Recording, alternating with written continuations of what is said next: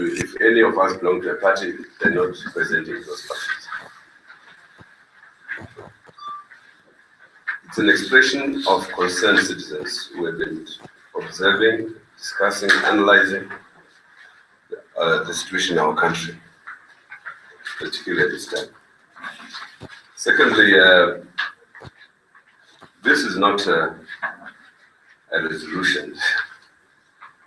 It is a proposal to the nation to begin, as Rick said earlier on, as a conversation, a national conversation, in the hope that there's a buy-in to the idea, to the vision and the idea of an NTA, National Transitional Authority. Again, these signatories are not members of the NTA or proposed members of the NTA. They are merely facilitators. We have ideas as to the kind of people who should be in the NTA. Clearly, people are non-partisan. And if, as facilitators, we are seen as being partisan, we don't qualify. But since people are non-partisan, people of repute, people who have no ambition to become politicians, people who just want to facilitate, to see the country through a transitional period during which reforms, political and economic reforms, are undertaken before the next elections. And therefore, what has prompted this is obvious. The conditions, the economic and political conditions of the country are in dire straits. We are on the edge, on the precipice. Anything can happen. And we feel that in such circumstances, we need to preempt desperate actions on the part of the state, the ruling party, political parties, any group who might want to run away with it. And therefore, including the calls for elections, we feel there should be no elections until the reform agenda is put in place. We argue in the document against the ideas of the GNU. We've had the experience of that. The reform agenda is forgotten in the process. And we feel that this offers an opportunity for us, all of us as Zimbabweans, to engage in a conversation and perhaps improve on our proposal. And in preempting desperate actions at home, we also want to preempt desperate actions outside, in the region, in the world at large. We are concerned about global factors who are more interested in stability, by inverted commas, than democratic processes.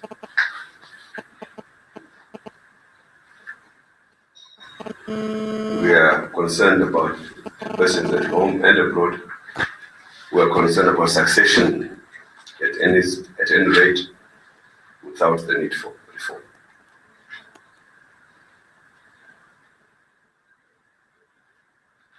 These are very desperate times that also offer the opportunity to think out of the box, to save our country from violent conflagration, loss of life. And this, in our view, offers the chance of peaceful transition. That's it. I don't know, my colleagues, Briggs Bomba, Tony Rila. We are sorry that others are not able to come. Some of our members are abroad, they live outside the country. But we're here with their concurrence. So just to point out the two documents you have in front of you. One is the press statement. You've seen references to that in other newspapers. It's been out a bit. That explains in more general terms why we are launching this initiative. The second one is the position paper, and as you see, the position paper takes you through very brief analyses of various events. We don't believe that we have to produce you a 60-page monograph of what the ills of Zimbabwe are. I think all Zimbabweans understand that really very, very deeply. We point out in it that any NTA must be guided by a vision, and we offer a very brief vision, which we think is very similar to the kinds of vision statements that have been made by other bodies, for example, the churches in Zimbabwe we want.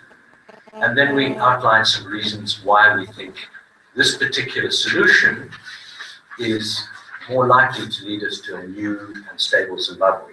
And as Dr. Mandaza has pointed out, we have little faith that elections without substantial reforms will lead to any kind of changed state or resolve the problems. As he pointed out, we also do not believe that a government of national unity will take us forward. Government of national unity has political parties in it, and as we saw in the previous government of national unity, led to no reform of the state. So we don't believe a government of national unity, people by the political parties, will be the solution. You will also see that there have been calls for national transitional authorities already by NDCT, by PDP. I think Crisis Coalition and these two other groups have made reference to an NTA. As neutral citizens, we believe the only way forward is for a highly neutral body that is not peopled by political parties, but is peopled by non-partisan national figures capable of taking us through a period of reform and to genuine elections. And in that process, the political parties will be political parties and wait for the outcome of that election. And in part, the reason we propose that is that we believe in the end, an election must lead to legitimacy and the state of Zimbabwe being recognized by the entire international community. It's not a question of who, it's a question of how. What we need is a reformed Zimbabwe and a government in which the international community has confidence in taking us forward.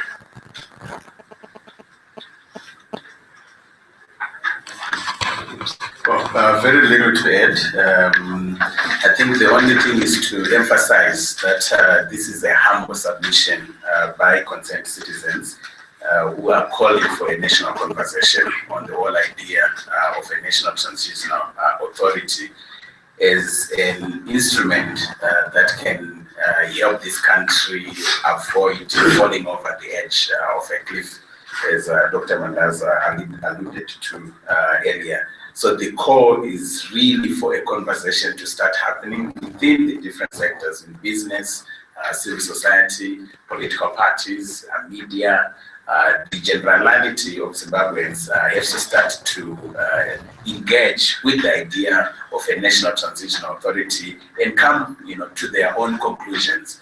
The basic point that is being made here is that this can give the country a breathing room, so that by the time we get to the elections, whenever they are called, you have a neutral authority that has created conditions for an election that won't be disputed. You have created conditions for a free and fair election, but also you have an authority that has alleviated the pain in terms of livelihoods that people are going through at the present moment.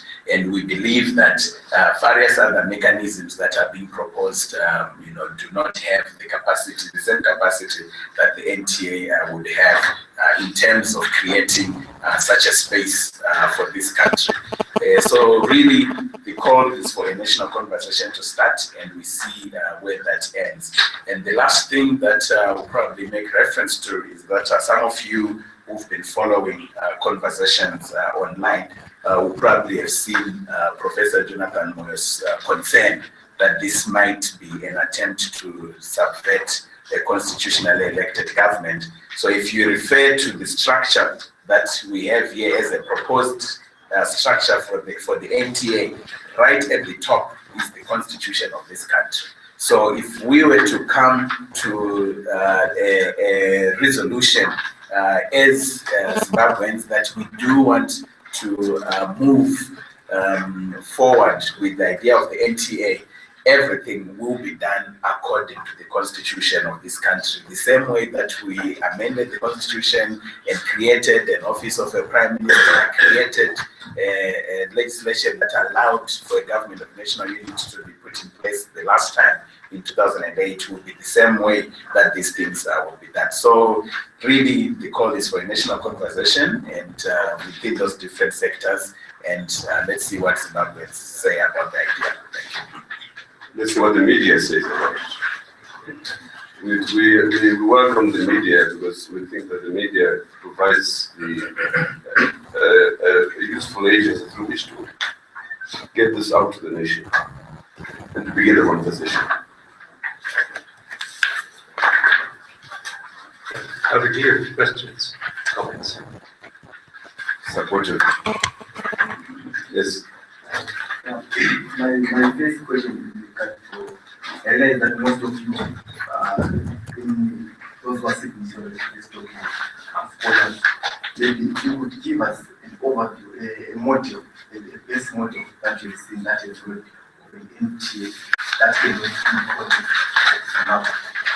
Then second, I would like to know how we tend to convince the ruling party towards this idea, considering that they say with the mandate given to them by the constitution, and also the fact that they won the 2013 election. Are you going to involve further? How are you going to convince them? By what means are you going to convince those who are in power to accept the standard of In terms of precedence of NTAs, in Europe we have seen the Italian model. What is its name? Technical Transitional Authority. Yeah. The Italians, about 2-3 years ago, they brought someone from the EU, became the head of that transition, mainly made up of technocrats. In the region, South Africa had one. I think Tony can speak to it just now. With respect to the reaction of the ruling party, we're not surprised the kind of reactions that we're getting, knee-jerk reactions to this idea. But as Briggs has explained, there's nothing unconstitutional, or there will be nothing unconstitutional in the NTA, given that you can see Parliament is quite central in that thing. I would say many in the ruling party in the state might find refuge in an NTA when things get rough, as they are already.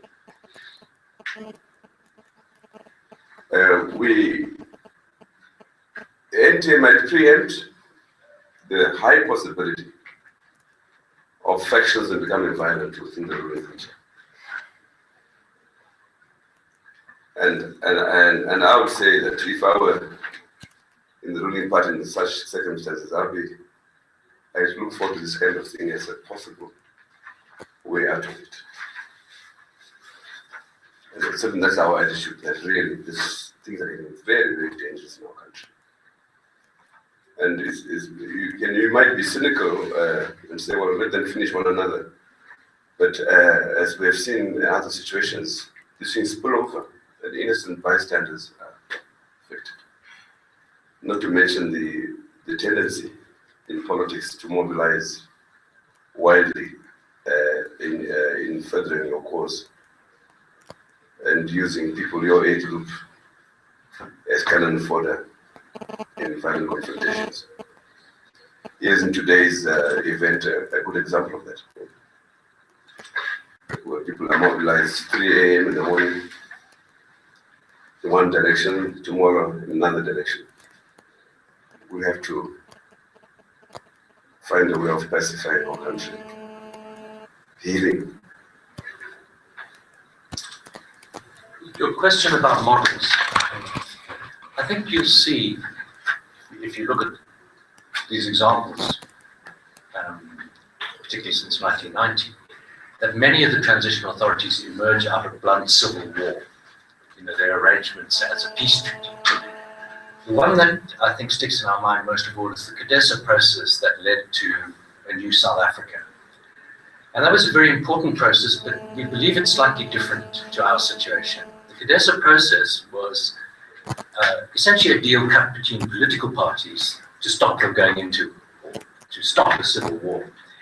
And that was a body constructed by representation of political parties in what was called the Transitional Executive Council. Now, a critical element of Cadessa was that the National Party in South Africa quite clearly accepted it was not going to be the next government of South Africa. You know, in a one-man vote, one man, one vote, one man, one vote election in South Africa in 1994, there was no way that the majority party would not be a black party representing the majority of South Africans. So one party to that group had already accepted that they would move out of political power, and the whole process of Cadessa was negotiating the kinds of conditions thereafter. I think our problem is that we have political parties that are not willing to concede losing, and that's part of the problem that the Devils is. And it's for that reason that we believe that a GPA wouldn't work, and it's for that reason that we believe a National Transitional Authority must be a wholly neutral body. We fully admit that this is a novel experiment in the world, and you have to admit also that Zimbabwe is a kind of unique example of all kinds of political processes in the world. It's a unique case. So what we're posing is not necessarily a question of have we to persuade a particular group. Our task is to persuade the populace as a whole, as Dr. Mandaza said. This is about the citizens being involved in the process. And this has not been part of the previous pact. The GPA, for example, was an elite pact between political parties. Citizens were not consulted. So we believe that this must be a conversation, as my colleagues are pointing out, with the widest possible base, and in which the citizens have a very strong voice on how this may come out. And therefore, this is the beginning of a process. We also believe, and you'll see, we are alluding to the fact that we believe this is an urgent process. This is not something that can take a very long time. I think all of us will be aware that the prospect of domestic collapse looks imminent.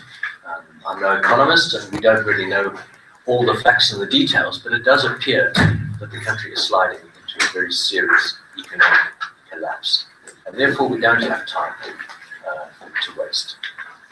Yeah, and just to add that we believe that if there is a national chorus from all the critical sectors above partisan considerations, so from civil society, from the movements that you're seeing protesting on the ground, to business, and beyond the nation, the region as well, South Africa, because if things do collapse here, they will spill over into the region. So we believe that even in South Africa, the Southern African Development Community, there needs to be that chorus that says, this is an option for Zimbabwe to avoid falling over the cliff.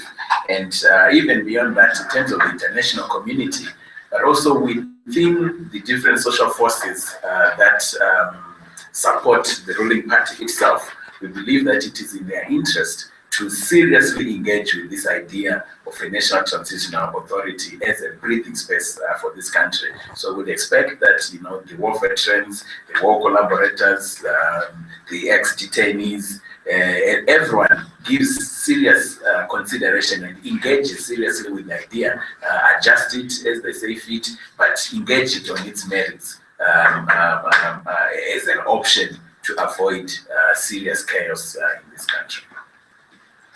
Any names that would suggest as possible members of the NTA? We have some names out of that's individual names that we have, people of,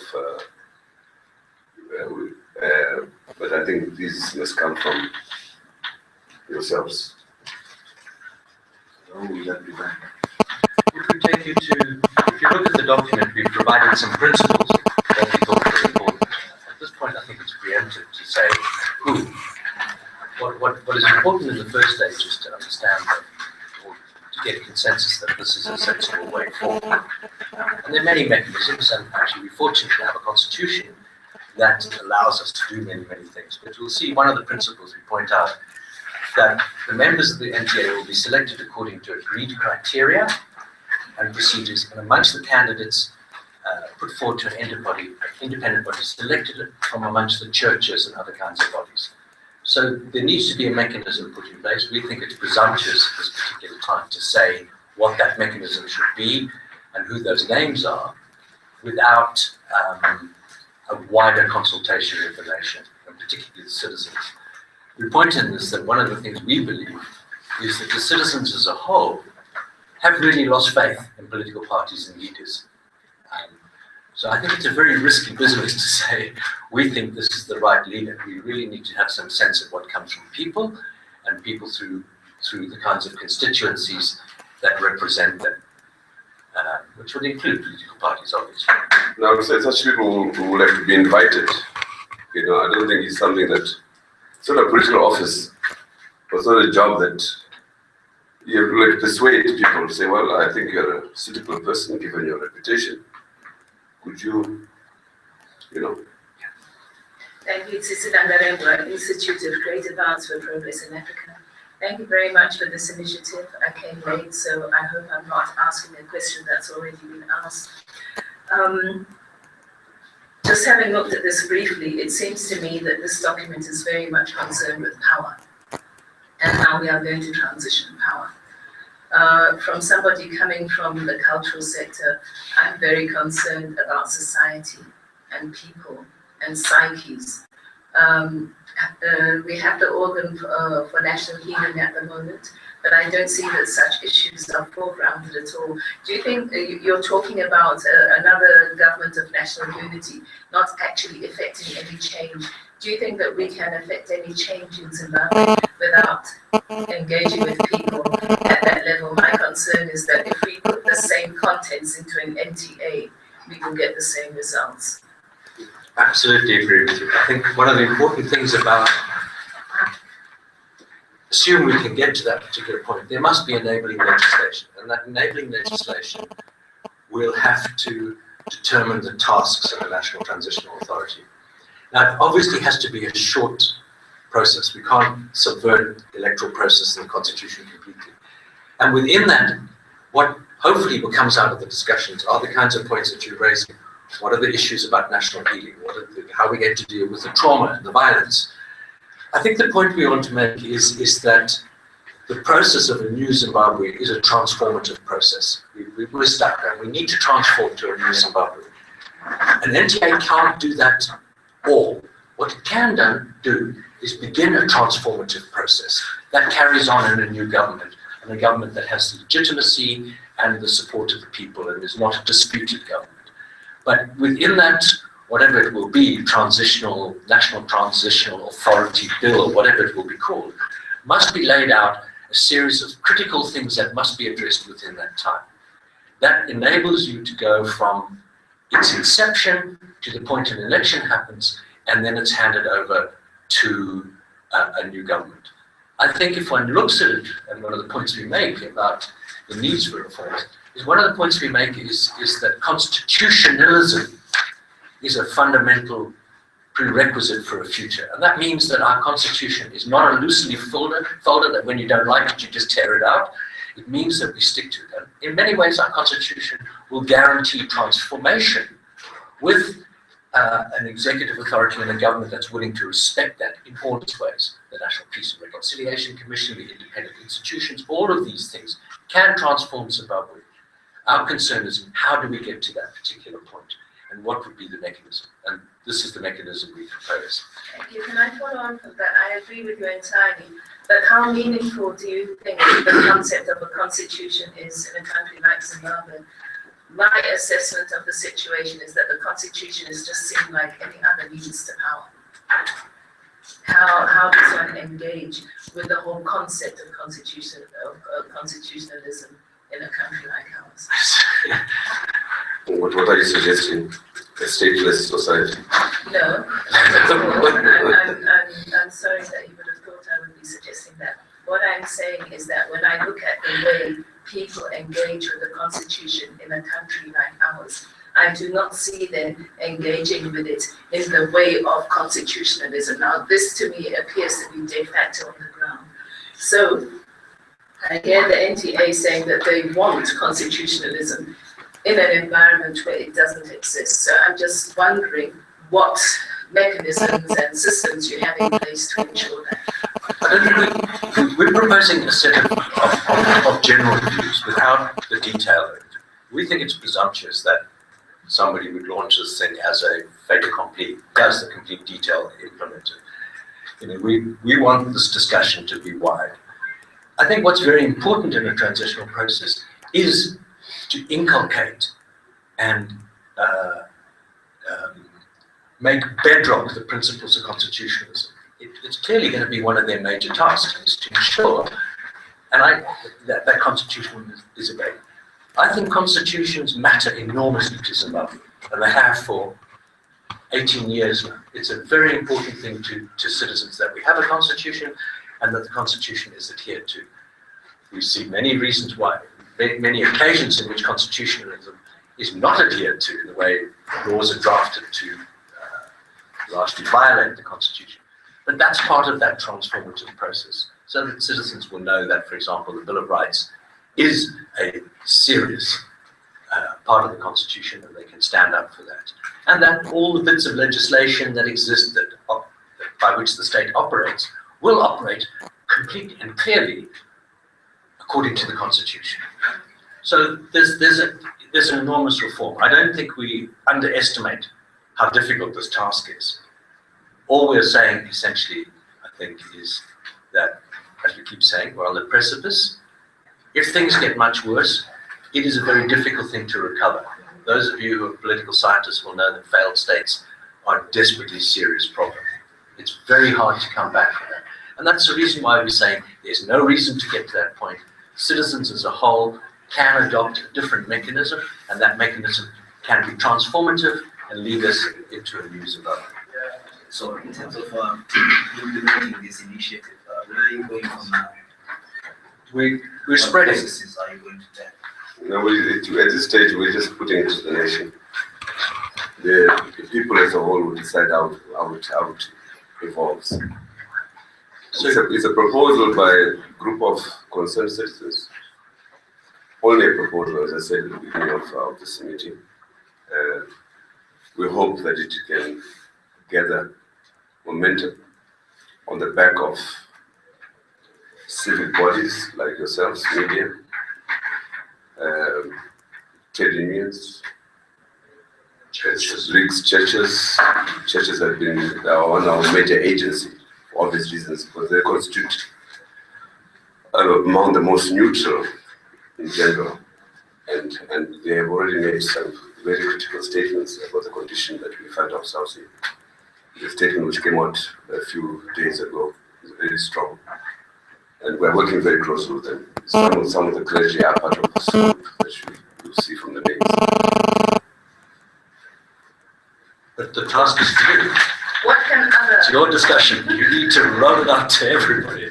And the point about a platform is that each of us represents ourselves. And we will talk to whoever we talk to individually in our particular group. And we just want to see this thing snowball out and the discussion happen. There is no center to it until there is the energy for it. Then there will be a center, but there is no center for it now. It's merely a discussion. what would you like other civic groups to do who want to assist with this initiative? We have the media here. Yeah. Not exactly media, but I have a constituency, for example. So how can we know what you need from us?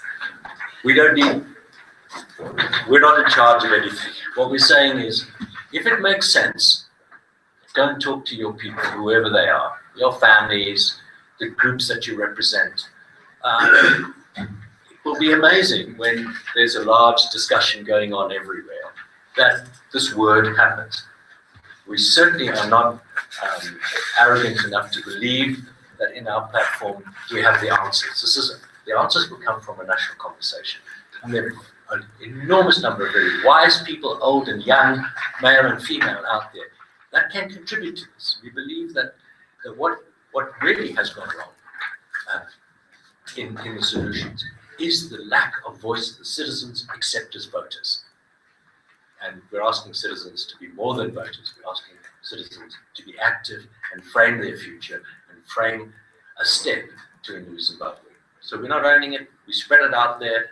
Each of us individually will be very happy to talk about it in all sorts of different ways. But if the PCC is not going to be a place that you can come and say solve all our problems, because we most certainly can't. So what next after this presentation? Is there like a big meeting involving everyone, or is NTC some pie in the sky, just a concept that will... We'll see. We'll see whether this idea has traction. We'll see what the media says. Yeah, The first instance. yeah. I mean, the hope is that the conversations start now, different civic groups, so people can share this.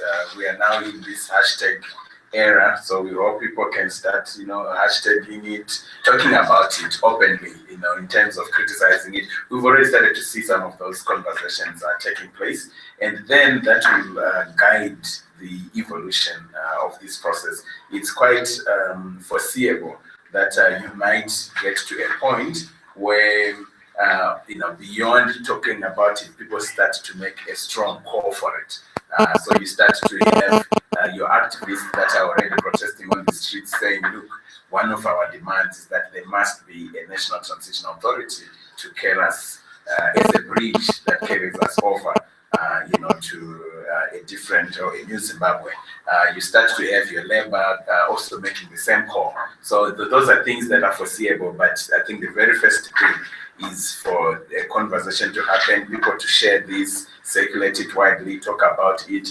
The platform of concerned citizens will be reconvening in a few weeks' time to also just look at how the conversation is evolving and what needs to be done in terms of moving this process forward. To add to that, I think I see two conversations going on. One that's very muted, and it's something around the Zimbabwe we want. It's a positive vision.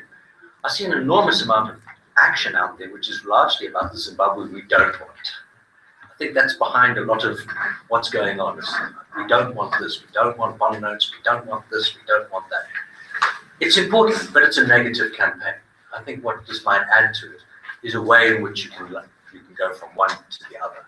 And I think the reason why we put this out is I think there needs to be a positive vision about something that we can actually struggle for and achieve, rather than merely have our energies in largely negative ways. This is not to be condemning of anything, but I think there needs to be a positive voice out there and a positive direction and a goal. I should make a point that when we began talking about the NTA, some of us may have seen an article I wrote in April. It was the idea that the NTA would kick in once the government had collapsed. That can happen still. But the idea behind this is that the NTA model becomes a transitional model in itself. That you can begin pushing for it even before the government collapses, even before bloodletting has started. That you want to actually stop the bloodletting. I think the attitude in the region in particular is to say, look, we're tired of Zimbabwe, let's see what happens. And when there's bloodshed, then we will decide what to do. I think that's a cynical way of looking at it. Do we have to wait for bloodshed? Do we have the opportunity to stop bloodshed? To preempt, that's the point. And this is an effort, a proposal towards that.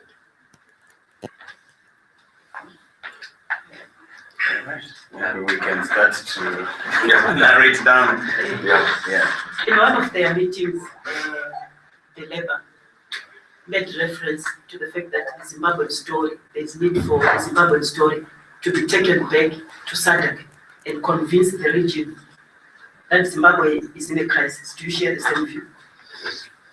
We share that view, but I also know that the region has no capacity to assist us. Zimbabweans must help themselves. We know, as students of the region, we are founders of SADC, that the region is lacking in capacity to do anything.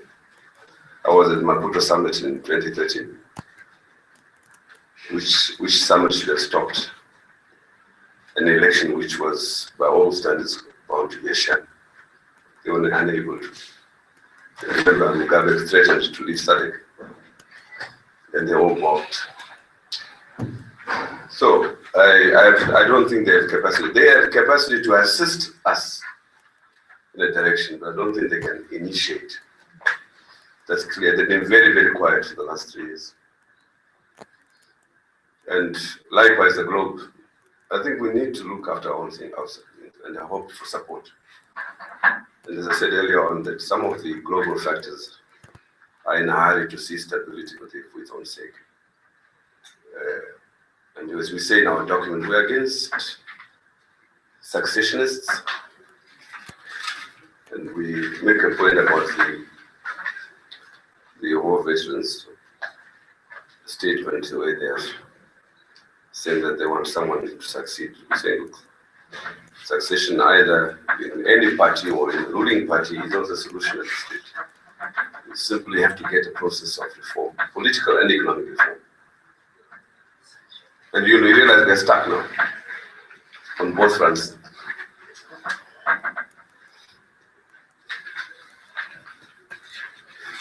More questions, comments?